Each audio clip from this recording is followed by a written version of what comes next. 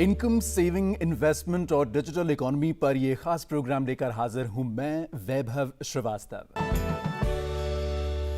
हमारे इस खास प्रोग्राम में आज बात म्यूचुअल फंड्स की।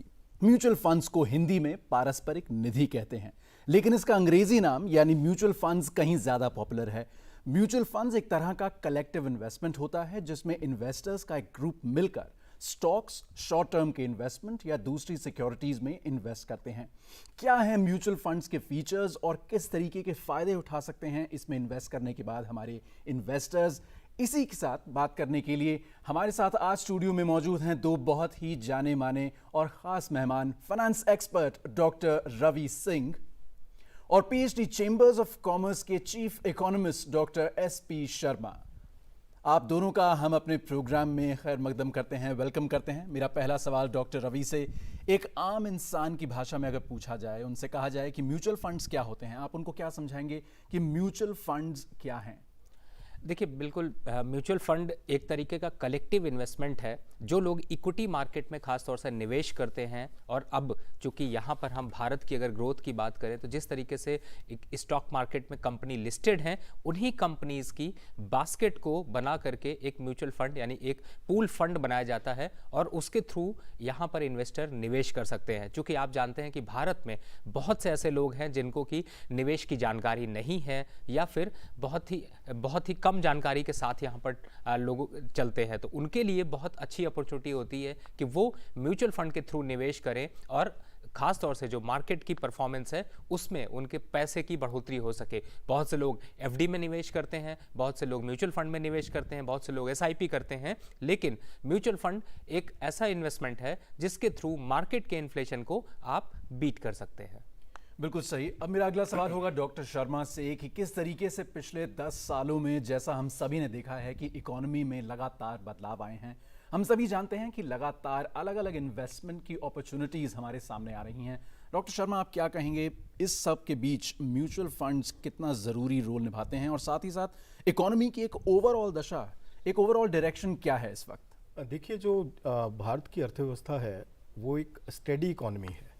हमारी इकोनॉमी जो है स्टेडी इकोनॉमी है, स्पेकुलेटिव इकोनॉमी नहीं है। खासकर जो अर्थव्यवस्थाएं जिनके मार्केट्स हैं, स्टॉक मार्केट्स हैं, कई बार बहुत पीक करके वापस उसी स्तर पे कई साल के बाद आ जाते हैं। तो हमने देखा कि हमारी जो स्टॉक मार्केट है, हमारी जो इकोनॉमिक ग्रोथ है वो बहुत ही स्टेडी वे में राइज कर रही है। पहले हम बहुत ही स्लो थे, शायद 50-60s में, 70s में भी स्लो थे। उसके बाद इकोनॉमी स्टेडी मोड पे ग्रो की है। अब फिर हम फास्ट मोड पे ग्रो किए 7-8% पे, और फिर फास्टेस्ट मूविंग इकोनॉमी भी रहे हैं हम ग्लोबल इकोनॉमिक सिस्टम में, और अभी वापस फिर हम फास्टेस्ट मूविंग इकोनॉमी एक बार फिर ग्लोबल चार्ट्स में है। तो हमारी जो ग्रोथ है उसी तरीके से जो स्टॉक मार्केट्स हैं वो भी, अगर आप देखेंगे आज से लगभग कोई 20 साल पहले जो निफ्टी था, मैं देखता था कि 2500-3000 के लेवल पे होता था।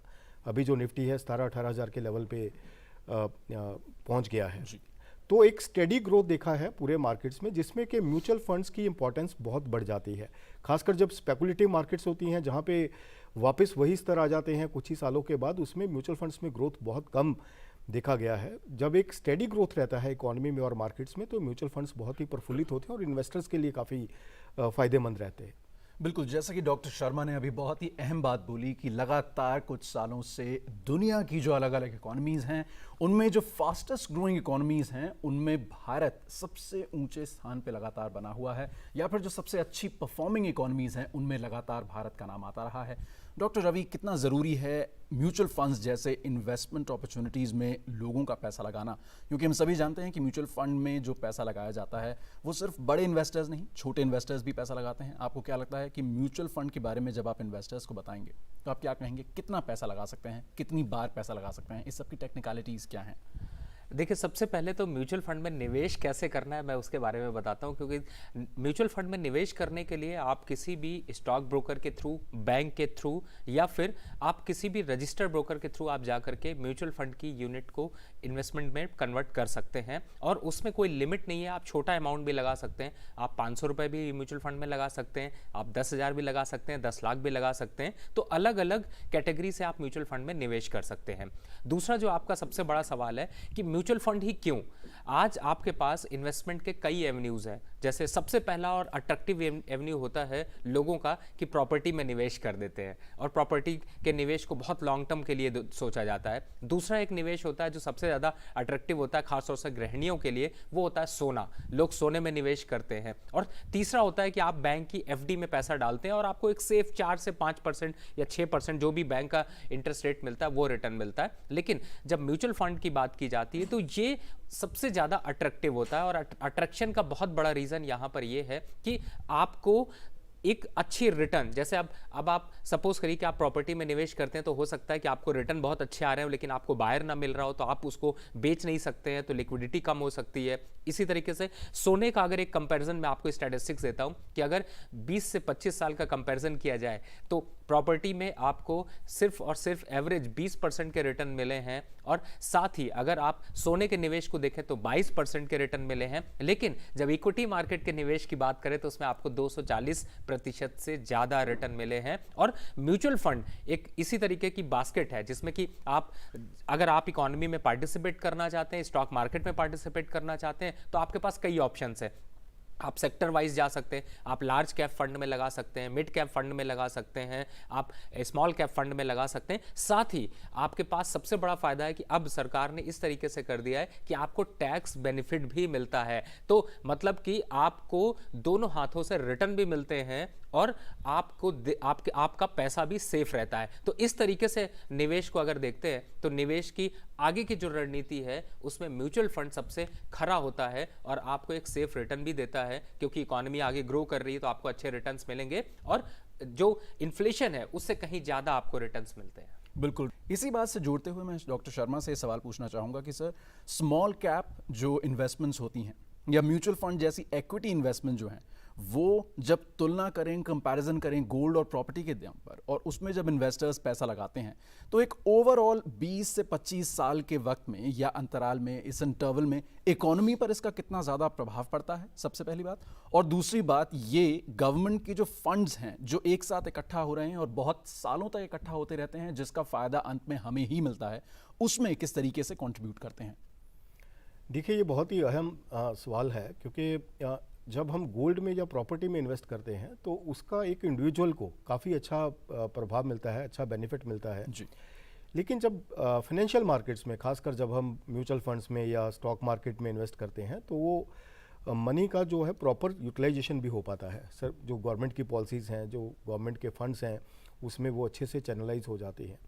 लेकिन जब गोल्ड में इन्वेस्टमेंट है उसका कोई खास प्रभाव जो है इकोनॉमी की डेवलपमेंट के ऊपर नहीं आता है क्योंकि वो एक ऐसी इन्वेस्टमेंट है जो कि एक इंडिविजुअल के पास ही अपना सेफ या तो लॉकर में है या फिर उसका पहनने के लिए उसके पास है या फिर घर में कहीं पे उसने रखा हुआ है। तो खासकर जैसे कि डॉक्टर रवि ने भी बताया कि ज़्यादातर जो हमारी इन्वेस्टमेंट्स हैं वो गोल्ड या प्रॉपर्टी में है और मैं समझता हूँ कि ये खासकर ये 40 to 50% जो इन्वेस्टमेंट्स हैं इंडिया में वो ज़्यादातर ऐसे एसेट्स हैं जो कि फाइनेंशियल मार्केट से जुड़े हुए नहीं हैं। उनको खास करके चैनलाइज करने की ज़रूरत है कि हम उनको एक प्रॉपर मोड में लेके आएँ जो जबकि वो फाइनेंशियल मार्केट्स में आएंगे तो उनका प्रॉपर यूटिलाइजेशन जो दूसरे फंड्स हैं, खासकर जो इंफ्रास्ट्रक्चर फंड के लिए भी किया जा सकता है।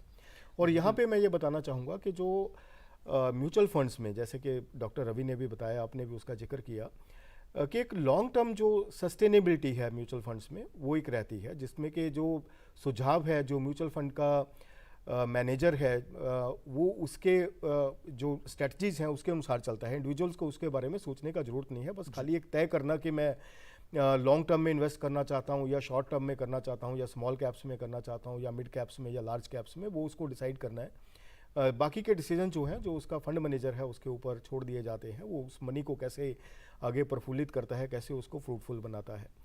और तीसरा नंबर पे मैं ये बताना चाहूँगा कि जो म्यूचुअल फंड्स का ग्रोथ है, खास करके जो अभी स्मॉल कैप्स में और मिड कैप्स में जो ग्रोथ देखी गई है वो काफ़ी ज़्यादा है। अगर हम मार्केट कैपिटलाइजेशन की बात करें तो इनका जो कैपिटलाइजेशन है मिड कैप्स का और स्मॉल कैप्स का वो ज़्यादा तेज़ी से ग्रो किया है as compared with the other large caps.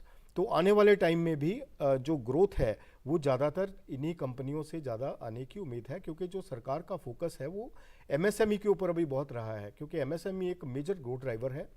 Bharat की इकॉनमी का, जो आने वाले टाइम में बहुत अच्छा रोजगार पैदा कर सकता है और जिसकी growth as compared with the large conglomerates काफ़ी ज़्यादा है। और इनके ऊपर जो सरकार ने रिफॉर्म्स की, जैसे कि एमएसएमई का डेफिनेशन चेंज किया, अभी 250 करोड़ तक की जो टर्नओवर की कंपनीज हैं वो एमएसएमई में आती हैं। तो खासकर मैं ये बताना चाहूँगा कि 90% के आसपास जो कंपनीज हैं वो एमएसएमई सेक्टर से जुड़ गई हैं। जो लार्ज कंग्लोमरेट्स हैं उनका जो रेशो है कम हुआ है, क्योंकि ज़्यादातर जो डेफिनेशन चेंज होने की वजह से वो ऑटोमेटिकली बाय डिफ़ॉल्ट एमएसएमई में चली गई है। तो एमएसएमई का अगर हम देखें, एक तो इनका जो ग्रोथ है, जैसे मैंने बताया कि काफ़ी अच्छे स्तर पे ग्रो कर रहे हैं। 25-30% का जो मार्केट कैपिटलाइजेशन है एक नॉर्मल ईयर में इनका रहता है ग्रो करने का।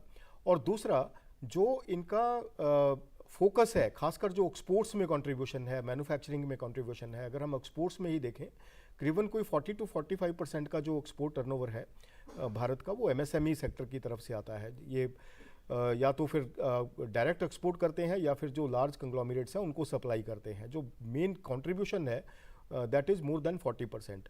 और मैन्युफैक्चरिंग में अगर देखें तो वो भी इनका 40% से ज़्यादा का कंट्रीब्यूशन ओवरऑल मैन्युफैक्चरिंग प्रोडक्शन में रहता है। और तीसरे नंबर पे अगर हम बात करें कि इनका जो स्ट्रेंथ है, भारत में लगभग कोई 6 करोड़ से भी ज़्यादा एमएसएमईज़ हैं जो भारत की ग्रोथ में कंट्रीब्यूट कर रही हैं, जो कि 31% का जो ग्रोथ है, जो कंट्रीब्यूशन है वो एमएसएमई की तरफ से आता है। लेकिन उसमें ये है कि जो 8-9% कंपनीज हैं वो मैन्युफैक्चरिंग में है, बाकी की सभी सर्विसेज सेक्टर में कंट्रीब्यूट करती हैं, जिसका कि अभी सरकार का फोकस है कि ज़्यादा से ज़्यादा जो मैन्युफैक्चरिंग ग्रोथ है, जो मैन्युफैक्चरिंग पार्टिसिपेशन है उसको लेके आ जाए, तभी जाके हम अपना जो मैन्युफैक्चरिंग का शेयर है जीडीपी में वो 24-25% तक लेके जा पाएंगे, जो अभी 16-17% के आसपास है। तो ओवरऑल जो ग्रोथ रहेगा, जो आने वाले टाइम में, अगर मैं आने वाले 10 साल की बात करता हूं, तो मेजर ग्रोथ ड्राइवर जो है वो एमएसएमईज ही रहेंगे भारत की अर्थव्यवस्था के लिए, जो इसकी अर्थव्यवस्था को यहाँ से जो अभी 3 ट्रिलियन के लगभग का इकोनॉमी है उसको 5 ट्रिलियन तक लेके जाएंगे। 2 ट्रिलियन का जो इजाफा आएगा वो मेजरली ग्रोथ ड्राइवर उसके लिए हमारा एमएसएमई सेक्टर ही रहेगा, जिसके लिए सरकार भरपूर प्रयास भी कर रही है। और पिछले 2 साल में जो ये बहुत ही डिफ़िकल्ट पीरियड था उसमें बहुत सारी रिफॉर्म्स की हैं। शायद वो रिफॉर्म्स पिछले लगभग 40-50 साल से नहीं हुई हैं जो सरकार ने पिछले 2 साल में की हैं, जो कि जिनका काफ़ी समय से इंतजार था, जैसे कि लेबर कोड्स के ऊपर, जो कि खासकर लार्ज कंग्लोमरेट्स के लिए इतने ज़्यादा इश्यूज़ नहीं होते हैं, एमएसएमईज़ काफ़ी इम्पैक्टेड हैं। तो सरकार ने रिफॉर्म्स करके जो लगभग 29-30 लेबर कोड्स थे उनको 4 लेबर कोड्स में लेके आए, लेबर लॉस को। और उसके अलावा फिर एमएसएमई के लिए स्पेशल फंडिंग के प्रावधान किए गए, उनको स्पेशल फोकस में लाया गया और उनके लिए जो आगे जो रेगुलेशंस थे वो कम किए गए। तो ओवरऑल जो फोकस है that is on the MSME sector to push the trajectory of MSME sector to the next level and to increase the share of MSME sector from 31% to 50% in the coming times. बिल्कुल। Doctor Sharma ने एक बहुत ही ज़रूरी बात हमें बताई कि किस तरीके से सस्टेनेबिलिटी को मेंटेन करने के लिए ये ज़रूरी है कि लॉन्ग टर्म इन्वेस्टमेंट किया जाए, और वो इन्वेस्टमेंट जो मार्केट वॉलेटिलिटी से थोड़ा सा अलग हो, ताकि गवर्नमेंट के रेवेन्यू डिपार्टमेंट के पास भी लगातार पैसा जाता रहे, और जितने भी रिफॉर्म्स गवर्नमेंट लगातार ला रही है उनके लिए गवर्नमेंट को फंडिंग की कमी कभी ना पड़े। हम लोग बात कर रहे थे डॉक्टर रवि से इससे पहले कि अलग अलग तरीके के म्यूचुअल फंड्स होते हैं जिसमें अलग अलग तरीके की इन्वेस्टमेंट की जाती है, और जो टारगेट इन्वेस्टमेंट होती है वो अलग होती है, क्योंकि एज अ बास्केट हम इस पूरे पैसे को, यानी अलग अलग इन्वेस्टर्स के पैसे को एक साथ मिलाते हैं, और उस मिले हुए पैसे को हम एक बास्केट ऑफ इन्वेस्टमेंट्स में, यानी इक्विटी में, मिड कैप्स में, स्मॉल कैप्स में, फ्लेक्सी बॉन्ड्स में, गवर्नमेंट बॉन्ड्स में इन्वेस्ट करते हैं। मैं पूछना चाहूँगा डॉक्टर रवि से कि स्मॉल कैप्स की अगर बात की जाए तो स्मॉल कैप्स का मतलब अगर आप हमारे इन्वेस्टर्स को समझाएंगे तो वो क्या होगा, और किस तरीके से उसमें इन्वेस्ट करना इन्वेस्टर्स के लिए फ़ायदेमंद होता है।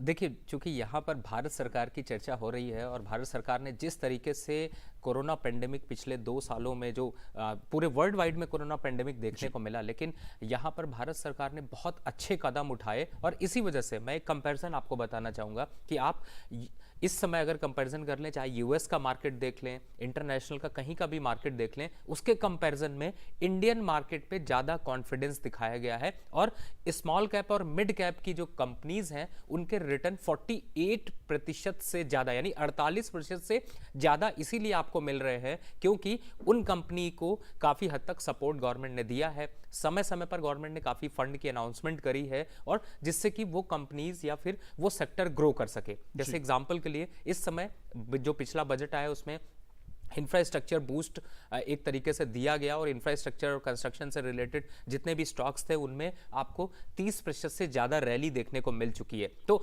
अगर आप इस हिसाब से देखते हैं तो गवर्नमेंट के सपोर्ट भी काफ़ी अच्छा रहा है, और इसी वजह से इक्विटी मार्केट का यहाँ पर डेवलपमेंट रहा है। अब आप बात करें अगर स्मॉल कैप की, देखिए जो भी 3,000 करोड़ से 8,000 करोड़ के बीच की कंपनी की वैल्यूएशन होती है, मार्केट कैप होती है, उन्हें स्मॉल कैप में लिया जाता है। जो 10,000 करोड़ से लेकर के 25,000 करोड़ तक के मार्केट कैप की कंपनीज होती हैं उनको मिड कैप की तरफ लिया जाता है, और लार्ज कैप में जब जाते हैं तो आपको जो है वो 1 लाख करोड़ से या 80,000 करोड़ से ऊपर की कंपनीज होती हैं। तो आपके पास ऑप्शन होता है कि आप छोटी कंपनीज में निवेश करें, आप मिड साइज की कंपनीज में निवेश करें, या फिर बड़ी कंपनीज में निवेश करें।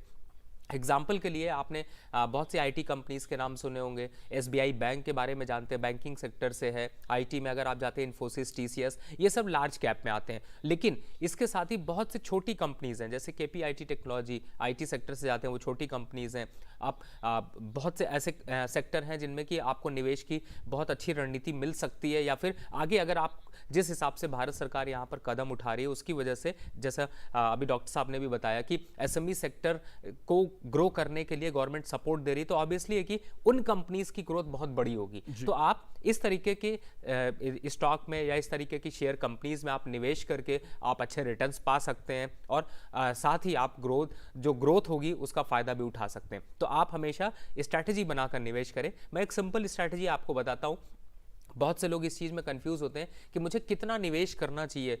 म्यूचुअल फंड में निवेश कर रहे हैं, स्टॉक मार्केट में निवेश कर रहे हैं, प्रॉपर्टी में कर रहे हैं। देखिए, आपकी कमाने की उम्र अगर 30 साल से शुरू होती है, और आप 30 साल से अगर आप कमाना शुरू करते हैं तो आप 70 साल तक लगभग आप कमाते हैं, या फिर आप एफडी में रिटर्न मिलता है, स्टॉक मार्केट से रिटर्न मिलता है। लेकिन इसका एक रेशियो बना लीजिए, आप 100 को अपनी एज से माइनस कर दीजिए। अगर आज मैं 30 साल का हूं तो मैंने 100 से माइनस कर दिया, यानी कि जितना मेरा कमाई है उसका 70% हिस्सा मैं आज इस मार्केट में निवेश करूंगा, या प्रॉपर्टी में करूंगा, बैंक में एफडी करूंगा, या फिर निवेश में ही डालूंगा। और 70% अगर आप निवेश करके चलते हैं तो आपको कोई करोड़पति बनने से रोक नहीं सकता। आप बहुत अच्छे रिटर्न्स आपको मिलेंगे, और आपने जो सपने देखे हैं अच्छी तरह से अपनी ग्रोथ लाइफ को ग्रो करने का, वो सपने आपके पूरे होते जाएंगे। क्योंकि अगर जब आप 40 साल के हो जाइए तो आप 60% निवेश करिए, जब आप 50 साल के हो जाइए तो अपनी जो आपकी सेविंग है उसका 50% निवेश इक्विटी मार्केट में करिए। तो ये स्ट्रेटेजी फॉलो करिए,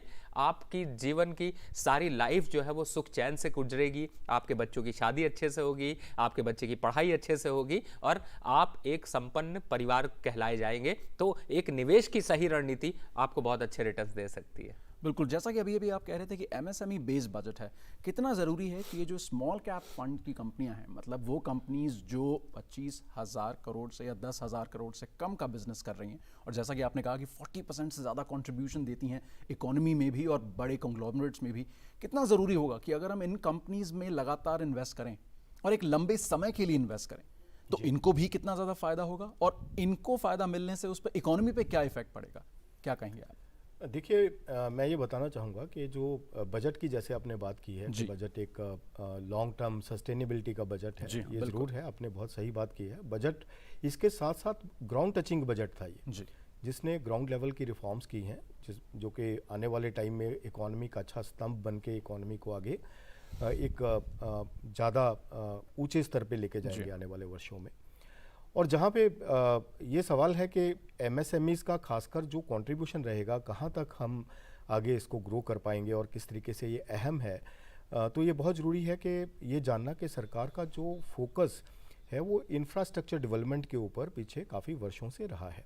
और इंफ्रास्ट्रक्चर का जो मल्टीप्लायर है भारत जैसे देश में वो काफ़ी स्ट्रॉन्ग है। जब भी हम इंफ्रास्ट्रक्चर में इन्वेस्ट करते हैं, that also reflects in the GDP numbers. हमारा ग्रोथ भी बढ़ता है, एम्प्लॉयमेंट भी क्रिएट होती है, और ख़ास करके जो हमारी मैन्युफैक्चरिंग की कॉम्पिटिटिवनेस इंक्रीज हो जाती है। और जिसकी ज़रूरत है, खासकर जो छोटे मझोले कारोबारी होते हैं, उनको ज़्यादा से ज़्यादा इंफ्रास्ट्रक्चर की जितनी सपोर्ट मिलती है, उतना ही वो आगे कंपेटिटिव हो पाते हैं इंटरनेशनल मार्केट में। एब्सोल्युटली। क्योंकि जो बड़े कंग्लोमरेट्स हैं उनके पास इंफ्रास्ट्रक्चर डेवलपमेंट के लिए उनके अपने प्रयास ही बहुत होते हैं, लेकिन जो छोटे मझोले कारोबारी होते हैं उनको इंफ्रास्ट्रक्चर सपोर्ट हमेशा चाहिए। जैसे कि फैक्ट्री है, फैक्ट्री में आने जाने का रोड जो है वो अगर बढ़िया हो तो उनका काफ़ी टाइम सेव हो जाता है। उनको अच्छी इलेक्ट्रिसिटी मिल जाए, पावर उनको सही समय पे मिल जाए, अच्छे रेट पे मिल जाए, तो उनका काफ़ी जो प्राइस कॉम्पिटिटिवनेस आ जाती है। उनको लॉजिस्टिक कॉस्ट जो सपोर्ट अच्छे से मिल जाए तो काफ़ी उनका कॉस्ट कॉम्पिटिटिवनेस हो जाता है। उनको अगर फाइनेंसेस मिल जाएं बैंक से तो तब भी वो बहुत ही कॉम्पिटिटिव हो जाते हैं। तो ये सारे जो पैरामीटर्स हैं, ये जो पहलू हैं, तो ये मैन्युफैक्चरिंग सेक्टर के लिए, खासकर जो एमएसएमई सेक्टर है उसके लिए बहुत अति ज़रूरी हो जाते हैं। बिल्कुल। और रेगुलेटरी इन्वायरमेंट, जैसे कि मैंने पहले बात की, जितनी रेगुलेटरी रिफॉर्म्स होंगी उतना ही ज़्यादा हमारी मैन्युफैक्चरिंग की और खासकर जो एमएसएमई है उसकी कॉम्पिटिटिवनेस इंटरनेशनल मार्केट में बढ़ेगी। अब मैं यहाँ पर बताना चाहूँगा कि जो खासकर जो हमारी फर्म्स हैं, जो एक्सपोर्ट ओरिएंटेड फर्म्स हैं, उनके लिए बहुत ही एक अच्छा सुनहरा मौका है कि वो ज़्यादा से ज़्यादा ग्रोथ में पार्टिसिपेट कर पाएंगे, क्योंकि जो हमारा एक्सपोर्ट ट्राजेक्टरी है, लास्ट ईयर जैसे आपने देखा होगा कि 40% से भी ज़्यादा हमने ग्रो किया है, जिसमें हमारा जो एक्सपोर्ट था 280-81 बिलियन डॉलर से हम सीधा ही 400 बिलियन डॉलर तक लेके गए हैं। और इस साल का लक्ष्य जो है वो 500 बिलियन डॉलर का रखा गया है सरकार के द्वारा। ऐसे ही जो सर्विसेज सेक्टर में एक्सपोर्ट है वो 250 बिलियन डॉलर का हमने पहली बार अचीव किया है, जो आज तक का फिगर कभी ऐसा नहीं रहा। जो टोटल ओवरऑल जो एक्सपोर्ट है वो 670 बिलियन डॉलर से भी ज़्यादा हुआ है। तो जो ग्लोबल कनेक्टिविटी है, जो ग्लोबल वैल्यू चेन्स हैं, उनके साथ जितना ज़्यादा हम और अच्छे से जुड़ पाएंगे, उतना ही हमारी जो growth of the economy and growth of the MSME sector वो उतना ही ज़्यादा हो पाएगा, उतना ही जीडीपी में आगे स्ट्रेंथ आएगी। तो यहाँ पे एक चीज़ बहुत ज़रूरी है कि जो रिफॉर्म्स हैं वो कैसे कनेक्ट हों स्टेट्स के साथ। जी। जो सेंट्रल गवर्नमेंट की रिफॉर्म्स हैं, जो पिछले लगभग 7-8 साल से जो हो रही हैं, 10 साल से जो रिफॉर्म्स हो रही हैं, उनको कैसे परकोलेट किया जाए, वो फैक्ट्री लेवल तक पहुंचनी चाहिए, जिनमें अभी थोड़ा बहुत कहीं पे कमी है। जो फैक्ट्री लेवल पे जाके जब ये रिफॉर्म्स पहुंचेंगी तो और भी कॉम्पिटिटिवनेस आएगी। और खासकर जो छोटी मझोली कंपनीज़ हैं, जैसे कि डॉक्टर रवि ने बताया कि जो इनमें आगे ग्रोथ आने के काफ़ी अच्छे चांसेस हैं, मैं ये समझता हूँ कि इनका ग्रोथ बहुत बरकरार रहेगा और ये लगभग कोई 20-30% से बड़े आराम से ग्रो कर सकती हैं काफ़ी सालों के लिए, जिसमें कि इनके साथ जो जुड़े हुए शेयर्स हैं वो भी उसी गति से आगे बढ़ेंगे और जो स्टॉक मार्केट है और ज़्यादा स्ट्रांग होगी।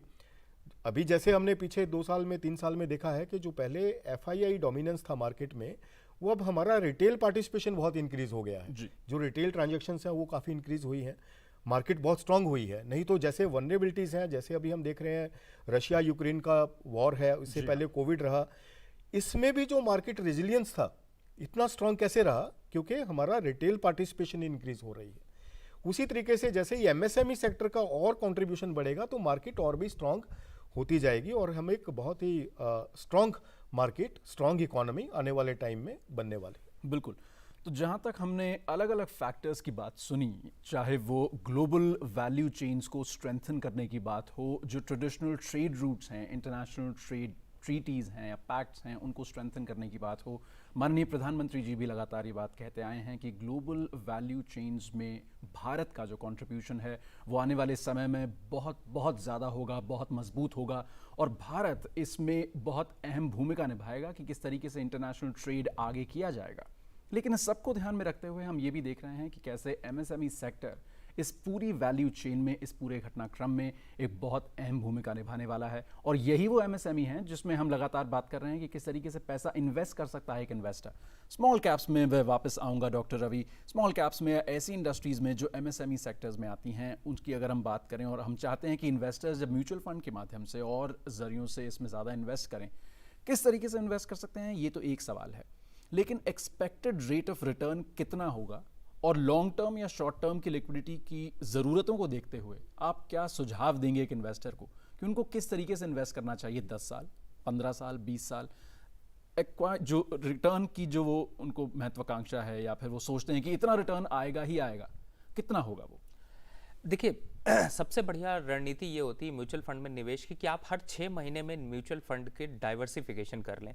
जैसे मैं इसको बहुत सिंपल लैंग्वेज में समझाता हूँ, आपके पास ऑप्शन होते हैं कि आप किस तरीके के म्यूचुअल फंड में आप जाना चाहते हैं। आज आप स्मॉल कैप के म्यूचुअल फंड में जाना चाहते हैं, आप लार्ज कैप में जाना चाहते हैं, मिड कैप में जाना चाहते हैं, और उसमें भी म्यूचुअल फंड की अब कैटेगरी हो गई है। जैसे कि आपने कोविड के टाइम पे देखा कि फार्मा सेक्टर ने बहुत बड़ी ग्रोथ दिखाई, क्योंकि फार्मा सेक्टर का इंक्रीज बहुत देखने को मिला, और बहुत से लोगों को ये मलाल रहा कि फार्मा सेक्टर का बिजनेस तो ग्रो किया लेकिन बहुत से रिटेल बिजनेस गिर गए। लेकिन एक इन्वेस्टर के पॉइंट ऑफ व्यू से आपके पास ये मौका होता है कि आप फार्मा सेक्टर के फंड पे आप निवेश करके आप उसका फायदा उठा सकते हैं, या फिर आप आईटी सेक्टर जिस तरीके से ग्रो किया, अगर पूरे 5 साल का कंपैरिजन किया जाए तो आईटी सेक्टर ने सबसे ज़्यादा ग्रोथ दिखाई। आपने देखा कि ज़्यादातर चीज़ें जो गवर्नमेंट ने भी है वो डिजिटल इंडिया की तरफ बहुत फोकस किया, और डिजिटल इंडिया को लेकर के आईटी सेक्टर में ग्रोथ भी बहुत बड़ी देखने को मिली। तो आप आईटी सेक्टर में जिसका वेटेज ज़्यादा है, आप उस तरीके के म्यूचुअल फंड में आप निवेश कर सकते हैं।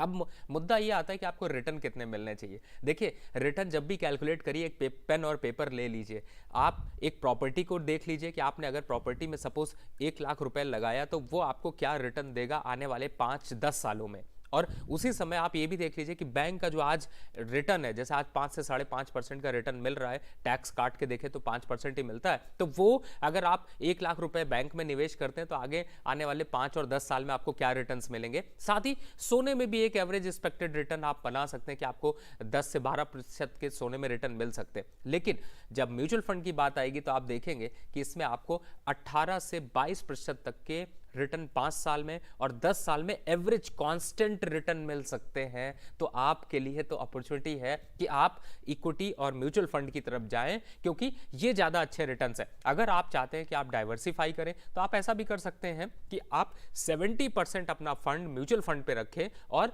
बाकी 30% फंड आप गोल्ड में निवेश करें। और जब इन जरूरत हो प्रॉपर्टी की, हाउस खरीदना है, कोई घर खरीदना है अपने लिए, क्योंकि सरकार ने यहाँ पर हाउसिंग स्कीम्स भी बहुत चला रखी हैं, तो आपके लिए जब अपॉर्चुनिटी हो तो आप 2 साल 3 साल जब आपको टारगेट लेके चलिए तो आप उसी पैसे को कैश करा के घर भी खरीद सकते हैं। तो आपकी सही रणनीति ही आपको अच्छे रिटर्न्स देगी। लेकिन 5 साल और 10 साल का एवरेज अगर रिटर्न देखें तो 18 और 22% के बीच में आपको रिटर्न मिलेगा, जो कि पूरे वर्ल्ड में सबसे ज्यादा इक्विटी का रिटर्न इंडिया में मिलता है। और इसी वजह से एफआईआईज भी अट्रैक्शन में रहते हैं और वो भारत में निवेश करना ज्यादा अच्छा समझते हैं। बिल्कुल, तो म्यूचुअल फंड, स्मॉल कैप्स और अलग अलग इन्वेस्टमेंट्स में किस तरीके से हम पैसा लगा सकते हैं as a basket of investment, और साथ ही साथ इकोनॉमी पर और आगे आने वाले समय पर एमएसएमईज पर इसका कितना ज़्यादा अच्छा प्रभाव पड़ने वाला है, इन सभी बातों के बारे में हमने बहुत अच्छे से जाना, हमने बातचीत की। मैं थैंक यू कहना चाहूँगा हमारे एक्सपर्ट्स का, डॉक्टर रवि सिंह और साथ ही साथ डॉक्टर एसपी शर्मा का, कि उन्होंने अपना समय निकाला और हमारे स्टूडियो में आए। फिलहाल पैसा बोलता है कि इस कड़ी में बस इतना ही। आप अपनी राय और सजेशंस हमें इस ईमेल आईडी पर भेज सकते हैं। इसके लिए हमारी ईमेल आईडी नोट कीजिए, ddurduspecials@gmail.com। और इसी के साथ हमारी पूरी टीम को दीजिए इजाज़त। आदाब।